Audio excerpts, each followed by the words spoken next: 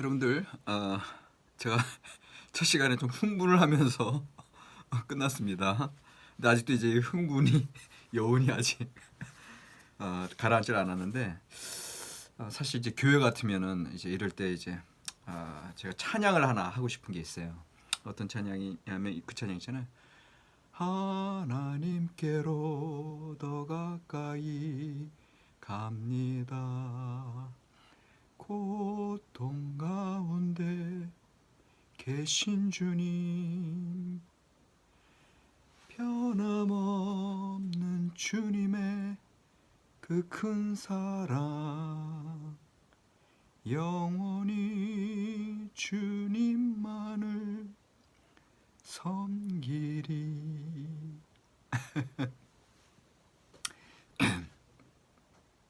교회도 아닌데 클래스에서 이렇게 너무 은혜롭게 나가서 죄송합니다. 근데 여러분들, 저는 이제 조금 안타까운 것 중에 하나가 뭐냐 하면 구약에 나타난 하나님을 너무 오해하고 있어. 많은 목사님들이, 많은 크리스찬들이. 구약에서 이미 이런 인격적인 하나님, 이미 고통 가운데 계신 하나님이 드러나 있는데, 너무 율법적인 하나님, 그다음에 철학적인, 자기네들이 알고 있던 그냥 전지전능한 그냥 그 비인격적인 하나님의 모습을 너무 대입시키는 바람에 진정 구약 성경에서 이야기하고 있는 하나님의 그 은혜의 구원 역사가 많이 간과되고 있어요. 이게 참 안타까운데, 여러분들 일단 이 창세기 지금 1장부터 11장까지만 본 거예요. 그런데 여기서 나타난 하나님의 모습을 여러분 일단 세 가지로 제가 지금 이제 진도 나가야 되는데, 근데 이제 어쨌거나 이걸 좀 정리하고 이제 들어가려고 합니다. 첫 번째, 위험을 감수하시는 하나님이에요. 이제 교재 89쪽에 나오지 않습니까? 하나님과 피조물은 서로 힘을 나누어 가진 셈이다. 이 90쪽에 그런 얘기가, 89쪽 90쪽에서 그런 얘기가 나와요. 이 소리는 뭐예요?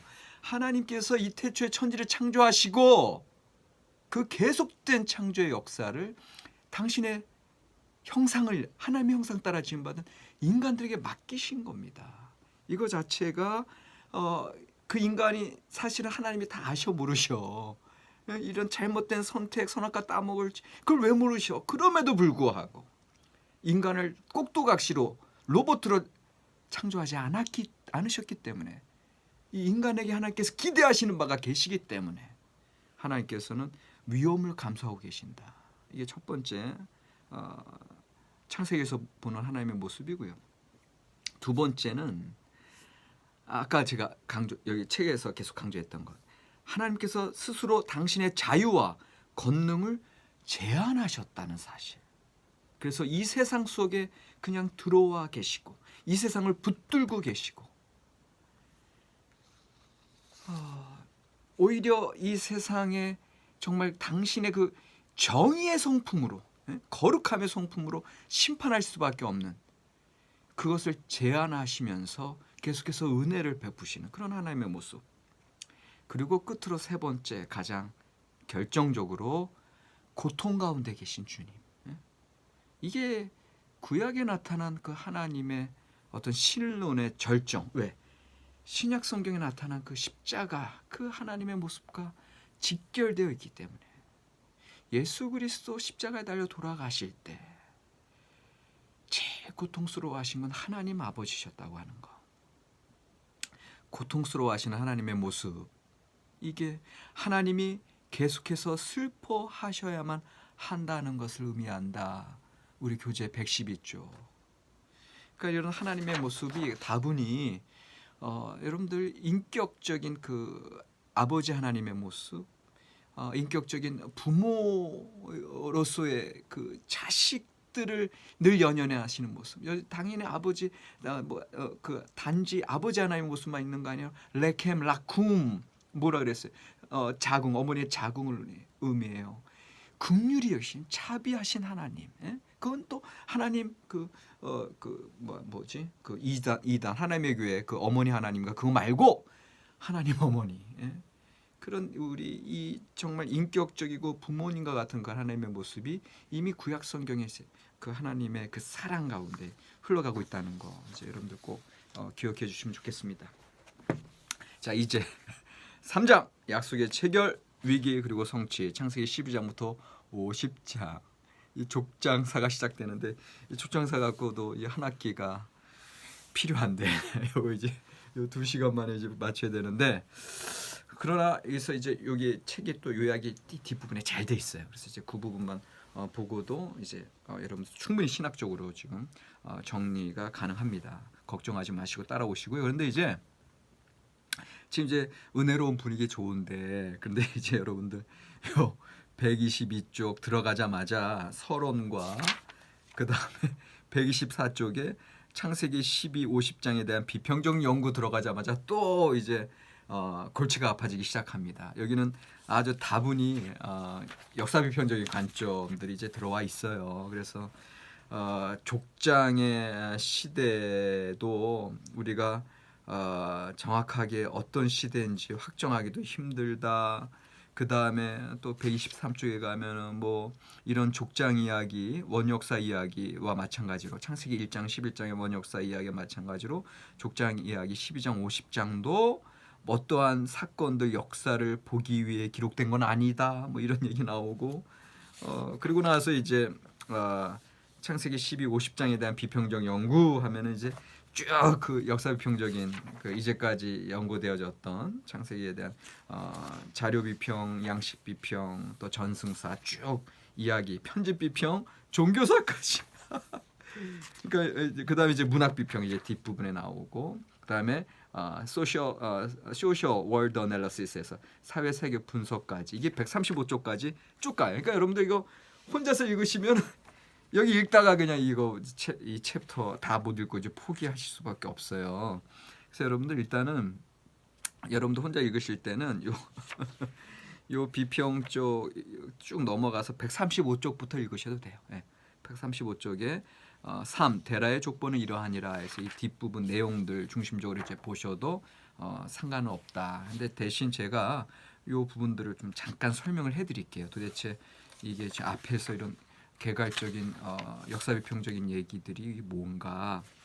첫 번째로 일단 그 족장 시대에 대한 건데, 일단 여러분들 사실 족장사 창세기 12장부터 50장의 이 족장의 역사는 우리 시대적으로 보면은 대략 이 책에 122쪽에 나온 것처럼 주전 1800에서 1600년입니다.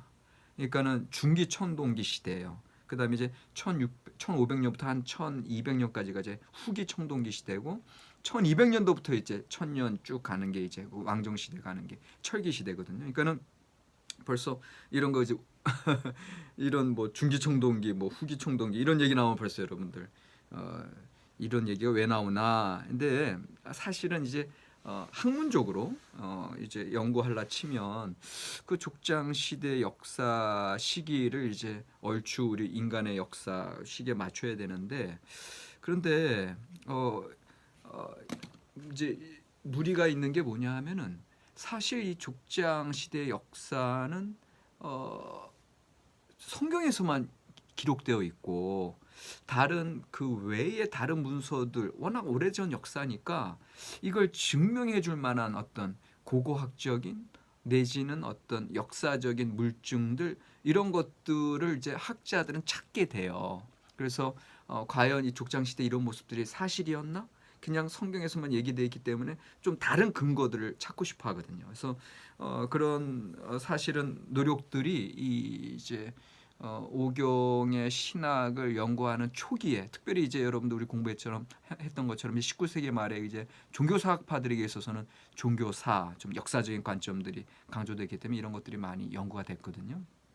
그래서 거기에 대한 이제 이야기인데, 근데 이제 재미있는 건 뭐냐면 1800에서 1600년경이 이제 족장 시대다 이제 제가 말씀을 드렸는데, 근데 1925년 1925년에 그 지금 이라크 동북부 지역에 고대 유적지 누지라고 하는 곳이 있어요. 그 누지에서 토판 문서들 한 3,500점에 달하는 토판 문서들이 나타나요. 근데 그 문서들을 발견하고 세계가 깜짝 놀랐어요. 왜 깜짝 놀랐느냐? 글쎄 족장들의 이야기와 흡사한 관습과 사회 모습이 쫙 드러나기 시작해요.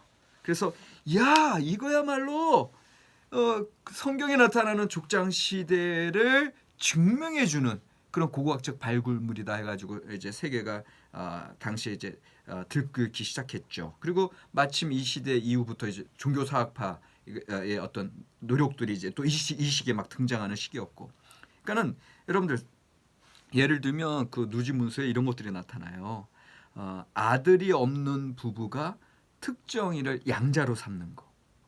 이거 아브라함이 이제 엘리에서 얻은 그거. 그다음에 아들을 낳을 수 없는 부인이 여종을 통해서 대신 아들을 얻을 수 있게 하는 거. 이스마엘. 나중에 본부인에게 아들이 생기면 장자권을 획득하는 거. 부인을 여동생으로 속이는 거. 여자의 경우 오빠가 중매를 서면 본인의 의사를 확인하는 거. 라반과 리브가. 아버지가 나설 경우 본인의 의사와는 상관없이 결혼하는 거. 라헬 가레야. 벌써 뭐 대단하죠. 아내를 얻기 위해 대릴 사위로 봉사하는 거. 야곱이 14년간 라반의 집에서 봉사하는 거. 뭐 임종시의 약속에 관한 유언들. 막 지금 족장들 우리 이야기랑 막 너무 흡사하게 나오잖아요. 그래서 상당히 당시에 흥분했는데 이 문제가 하나 있었어요. 무슨 문제가 있었냐? 이 누지 문서의 연대는 사실은 아까 얘기했던 중기 청동기 시대 1800년에서 1600년이 아니라 이건 1550년에서 1200년이에요. 그 후기 청동기 시대예요. 이 누지 문서가 발굴된 그 배경이 그것이 이제 거기서 이야기가 기록되어 있었던 배경. 그러니까는 이 소리는 뭐냐면 그러면 족장 시대를 이제까지 우리가 알고 있었던 중기 청동기 시대로부터 후기 청동기 시대로 옮기는, 그러니까 나름대로 한 몇 년, 한 300년, 200~300년을 뒤로 옮겨야 되는 그런 일들이 생기기 시작한 거예요. 왜? 이 고고학적 발굴물이 너무 흡사하니까. 그러니까 족장 시대가 이거 중기 청동기 시대가 아니라 후기 청동기 시대네라고 추종하는 순간 문제가 생기기 시작했어요. 무슨 문제가 생겨요? 여러분들 보세요. 이 족장 시대 다음에 이집트에 내려가잖아요. 야곱 이제 70 이제 그 가솔들이 있고 그 요셉이 있는 그런 거기 가서 이집트에서 몇 년 머물러요? 430년. 그다음 광야 방랑생활 그 위에 출애굽해가지고 광야 방랑생활 몇 년이에요? 40년. 한 470년. 그러니까 거의 500년 이후에 500년 이후에 가나안 땅 정복 사건 여호수아 사사 시대가 열린다는 거잖아요. 그런데 보세요. 만약에 이거 1500년 후기 청동기 시대가 이제 1550년에서 1200년이에요. 근데 이제 암만 오래 잡아서 1500년으로 잡아도 500년 빼면 당장 몇 년이에요? 1000년이에요. 그럼 1000년에 가나안 정복 사건이 일어나요? 여호수아 시대. 이거 너무 뒤쪽으로 잡혔다 이거예요. 다시 말하면 한 200~300년을 앞서서 기존의 후기 청동기 시대다 1800에서 1600년 정도 얘기해 줘야 1600에서 이제 500을 빼면 1100년 내지는 1800에서 500을 빼면 1300년. 그러니까는 오히려 거기에서 이제 우리가 이제 사사 시대는 한 1200년에서 1000년까지 한 200년경을 생각하거든요. 그러니까 그렇게 후기 청동기 시대로 봐야지 이게 맞아 들어가는데, 그래서 이거 누지 문서에서 나온 거는 그 족장 시대 그 시대상으로는 맞지 않는다. 이제 이런 어려움이 생겼어요. 근데 그 이후에 1974년에 시리아 지역의 알레포, 지금 이제 시리아 그 내전 때문에 우리가 가지 못하지만 저는 갔었어요. 시리아 지역에 이제 알레포 갔었는데 그 알레포의 남서쪽에 그 한 50km 지점 떨어진데 고대 에블라라는 지역이 있었는데 그 지역에서 이번에는 15,000개나 되는 많은 토판들이 발견이 돼요. 그런데 참 또 이 토판이 발굴되면서 너무 이제 흥분했던 일들이 이제 생기기 시작하는데 놀라운 사실은 창세기 14장에 어떤 사건이 나타나요? 창세기 14장에 보면은 롯이 살던 소돔 지역의 왕이 이제 소돔과 고모라 왕들 거기 5개국 그 사해 남부 평야지대 5개국 연합군이 누구의 침범을 받아요? 메소포타미아 북방 지역의 4개국 왕들의 연합군에 의해서 패배함으로 롯이 끌려가잖아요. 그래서 아브라함이 쫓아가서 이제 구원해내는 장면. 그게 14장인데 재밌는 건 이 에불라 문서에서 그 놀랍도록 여기서 기록된 남부 평야지대 그 사해 평야지대 5개국 이름 또 메소포타미아 4개국 이 기록들과 아주 긴밀한 상관성이 있는 성읍들의 수 그다음에 기록 순서들 이름들 침략한 사실 자체들 그다음에 유사한 족장 시대의 관습들이 발견이 돼요. 여러분들 그 에블라 문서 제가 가봤다 그랬잖아요. 바로 여기 있습니다. 이게 에블라 문서입니다. 이제 이런 토판들이 15,000개나 발견이 돼요. 그래서 여기 이제 쐐기 문자로 이제 써져 있는데 저도 이게 뭐라고 써져 있는지 모르겠습니다. 이 쐐기 문자. 근데 이제 고대 이제 그 문서들 이제 언어들 읽는 분들은 이런 것들 이제 하나하나 이제 해석하고 연구하시게 되는데 잘 보세요. 네. 이런 쐐기 문자들로 쫙 돼 있어요. 에블라 문서. 그러니까 그것들을 보니까 그 창세기 14장에 나타났던 그 나라 이름들 이런 거 쫙 나왔다는 거예요. 그러니까 그래서 야 이거야말로 족장 시대 그리고 창세기의 요 기록들 증명할 수 있는 문서다라고 얘기하는 순간 또 문제가 생기기 시작했어요. 또 무슨 문제가 생기기 시작했느냐? 또 이거는 시대를 측정해 보니까 주전 한 3,000년에서 2,500년 훨씬 거슬러 올라가요. 그러니까 이거는 오히려 또 주전 3,000에서 그러니까는 뭐 최소로 잡아도 한 2,500년경의 기록이니까 정반대로 이 족장 시대가 좀 더 오랜 시대의 경우로 이제 옮겨지는 문제가 생기게 됩니다. 그래서 이런 아까 누지 문서도 그랬고 이제 에블라 문서도 그랬고 그래서 이런 것들 통해서 이 고고학적인 그런 유물들을 통해서 족장 시대의 어떤 물증을 발견하고 그 다음에 족장 시대를 설명하려고 했던 노력들이 결국은 이 시대가 맞지 않음으로 인해서 어려움에 직면했고 그런데 또 거기에 또 다른 문제가 이제 하나 또 생기기 시작했는데 그거 뭐냐면은 실제로 요런 아까 말씀드렸잖아요. 그 누지 문서 같은 경우는 족장 시대 간습들 그다음에 에블라 문서도 족장 시대 간습들 나오는데 중요한 건 이 2500년경에 나온 그 간습들이나 또 그 1500년경에 나온 간습들이나 다 대동소이 비슷했다는 거예요. 그러니까 꼭 성경에 나온 족장 시대 간습이랑 정확히 맞았다 그래서 이게 그때 문서다라고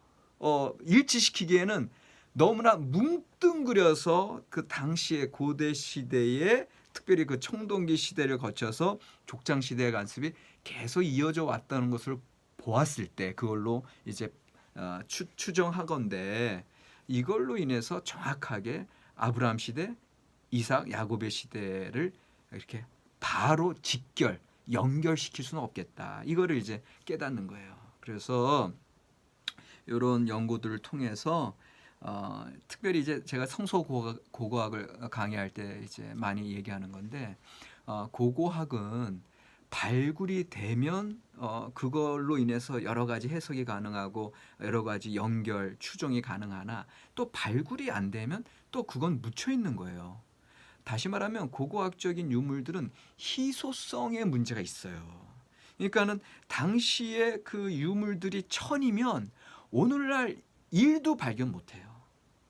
수백만 개에서 한두 개, 서너 개 발굴되잖아요. 더구나 이게 엄청나게 오래전이잖아요. 그리고 지금 또 이스라엘 지역 자체는 또 함부로 발굴할 수도 없어. 예루살렘도 그렇고 지금 시리아나 지금 뭐 이라크 같은 데도 전쟁으로 다 파괴가 되고 그러니까는 그런 고고학을 통해서 이런 과학적인 방법으로 성경의 내용을 증명하겠다고 하는 것들이 이제 한계가 있다는 거. 이거는 여러분들 이제 한 가지 기억하셔야 되고, 그런 면에서 이제 123쪽입니다. 그런 면에서 이제 123쪽에 보면은 사실 원역사, 족장 이야기들 이런 것들, 또 시편 같은 것들, 이게 123쪽의 중간 부분이에요. 이 본문들을 통해서 여러분들이 뭔가 역사적인 사실을 발견하고 그것을 연결시키려고 하고, 그런 것들이 사실은 뭔가를 간과하고 있다는 소리예요. 뭘 놓치고 있느냐 하면은 창세기의 1장부터 11장도 그렇고 12장에서 50장도 그렇고, 거기서 흐르고 있는 근본 사상, 이분들이 왜 이 기록을 했는가, 그 근본적인 하나님 만남과 인간에 대한 발견, 그 메시지를 끄집어내야 되는데, 자꾸 이 고고학적인 발굴들, 또 역사적인 어떤 팩트를, 사실성들을 발견하려고 하는 분들은 그걸 놓친다는 거예요. 원래 성경은 사실은 그 하나님에 대한 만남, 그리고 그 만난 자들의 그 이스라엘 역사 속에서의 신앙 고백들, 이것이 더 중요한 메시지인데, 그런 가학적인 어떤 고고학적인 다른 인간적인 어떤 종교사적인 그런 관점들로 들어왔을 때는 정작 중요한 의미를 놓치고 있기 때문에 이제 이 지금 이 3장을 설명하는, 제가 보기엔 닥터 브루그만이 쓴 것 같은데, 이 브루그만의 저 필자의 이야기는 뭐냐 하면, 그렇기 때문에 우리가 그 맥락, 신학적인 맥락, 어떠한 증언을 하고 있는가, 이거를 먼저 발견하는 게 중요하다. 이제 이 이야기를 하고 계신 거예요. 이제 이 이야기를 이제 처음에 하고, 그 다음에 이제 자료 비평, 이제 쭉 이 성서 그 비평적 연구에 대해서 충실하게 쭉 이야기를 해주셨는데, 이 내용들은 여러분들 사실 이 내용들도 중요하긴 중요한데, 한 가지만 말씀드릴게요. 지난번에 이제 창세기 1장부터 11장 했을 때는 제일 대표적인 예를 창세기 1장에서 2장 4절 전반절, 그다음에 2장 4절 후반절에서 3장 이하가 이제 제사장 문서, 피 문서다. 그다음에 야훼, 여호와 하나님, 여호와 하나님, 이름이 다르죠. 하나님, 여호와 하나님. 그래서 야훼 문서, 이제 이런 구분이 있었잖아요. 이런 구분이 창세기 12장에서 50장에서도 계속 진행이 된다는 거예요. 그래서 그 대표적인 예를 125쪽에 보면 소위 아내를 누이로 속이는 그런 사건이 사실 창세기 12장에서도 발견이 되고 20장에서도 발견이 되고 26장에서도 발견이 돼요. 근데 요것들을 이야기하면서 특별히 아브라함의 경우 창세기 12장과 20장에서 나오잖아요.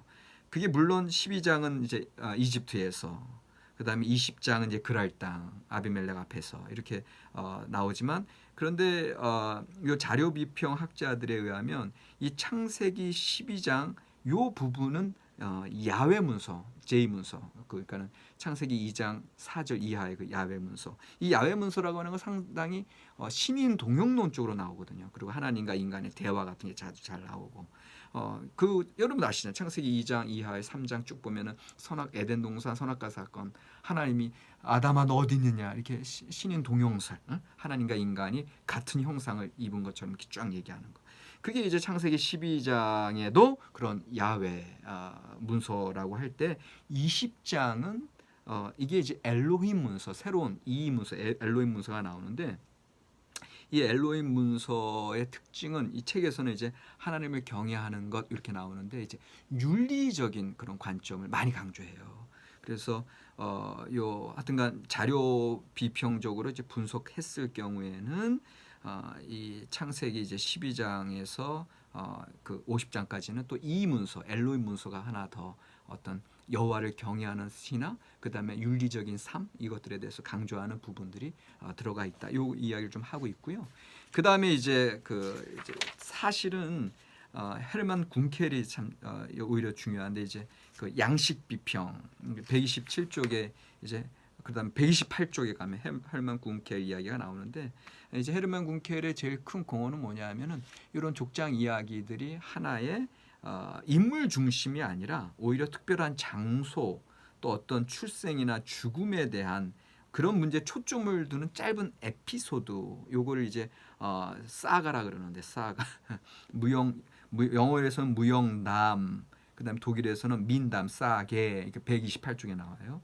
이런 특별한 양식을 발견을 하는 거예요. 그리고 이런 양식들은 사실은 그 이전의 구전 단계에서 쭉 이어져 내려오다가 어느 순간에 이제 써지는. 그러니까 이 창세기 12장에서 50장의 형성 과정을 학문적으로 역사적으로 이렇게 쭉 이제 연구해 온 그런 학자들의 견해들을 여기서 이제 밝히고 있습니다. 그래서 왜 이런 걸 밝히냐 하면은 실제로 이런 내용들 그런 형성사들의 그 통합체 제가 그래서 이런 것들이 다 하나하나 이제 전승사를 이루고 여기 이제 또 마틴 노트 전승사 얘기도 나오는데 그런 것들을 하나로 종합했을 때 제대로 된 신학이 제대로 된 이 말씀의 그 핵심 주제들이 이제 나오기 때문에 지금 이 저자 이 브루그만의 경우에도 그것을 쭉 쭉 본인이 이러한 그런 비평 방법을 통해서 지금 이 본문에 대한 신학적인 주제를 논하고 있다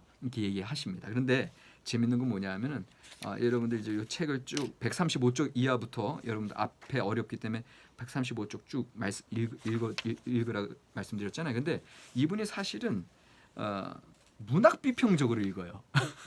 그러니까 역사 비평적으로 쭉 얘기하시다가 실제 이야기는 이제 아브라함, 이삭, 야곱, 요셉 이야기가 쭉 이제 펼쳐지고 있는데 전체 이야기의 어떤 에피소드 그 어떤 플랫 중심으로 아까 헬만 군켈이 얘기했던 사가 그 무용담 내지는 민담 싸게 그런 그 짧은 이야기들은 플롯은 없어요. 근데 오히려 지금 브루그만이 보는 것은 전체 이야기들의 플롯 차원에서 그걸 분석하고 있거든요. 그다음에 중심 모티프 같은 거 찾고, 그러니까 결국은 신학적으로도 풍성한 결과물을 얻는 방법론은 이 문학 비평 방법이에요. 예, 이야기 비평, 그다음에 정경 비평, 또 본문간 읽기. 그러니까 이런 것 이제 요 신학 이런 방법론들을 쭉 우리가 이제 볼 때에도 해석 방법론은 상당히 이야기 비평, 문학 비평이 많이